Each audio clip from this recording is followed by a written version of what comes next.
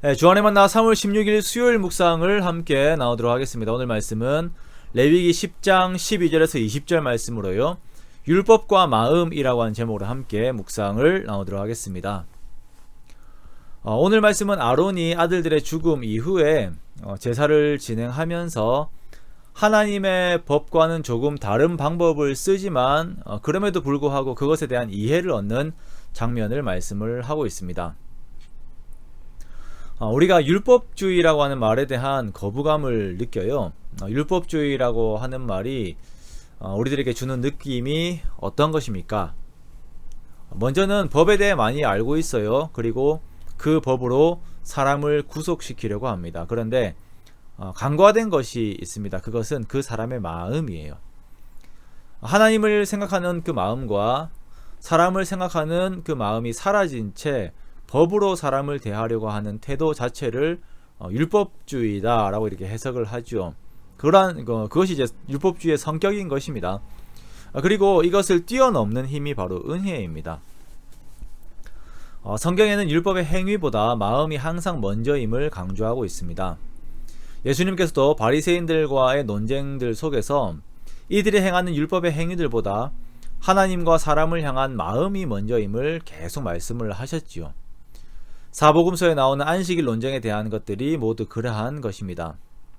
그리고 구약 말씀의 완전한 이상을 담고 있는 미가 6장 6절에서 8절 말씀에도 보면 번제물들, 천천의 순양이나 만만의 어떠한 그 기름보다도 하나님께서 인자를 사랑하며 또한 겸손히 하나님과 함께하는 것, 그것을 하나님께서 더욱 원하심을 이렇게 말씀을 하고 있습니다.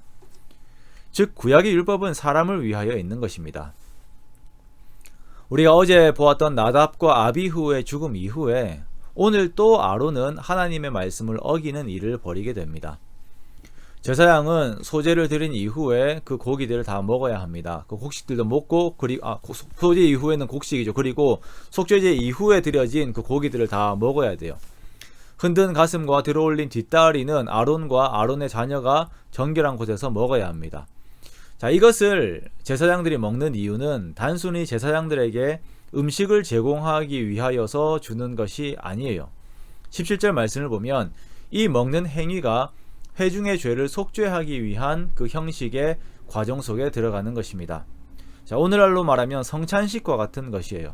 그런데 아론이 이것을 지키지 않습니다. 제사의 과정 중에 사고가 나서 그런지 몰라도 모세는 아론이 제사의 과정들을 잘 지키고 있는지 살피러 들어오는데요. 속죄제를 드린 염소를 제사장들이 먹어야 하기 때문에 그것을 확인하러 왔는데 아론과 제사장들이 그것을 이미 먹지도 않고 다 태워버린 거예요. 그래서 모세는 이들을 책망합니다. 그러자 아론은 이것이 자신의 실수가 아닌 일부러 그렇게 하였음을 고해요.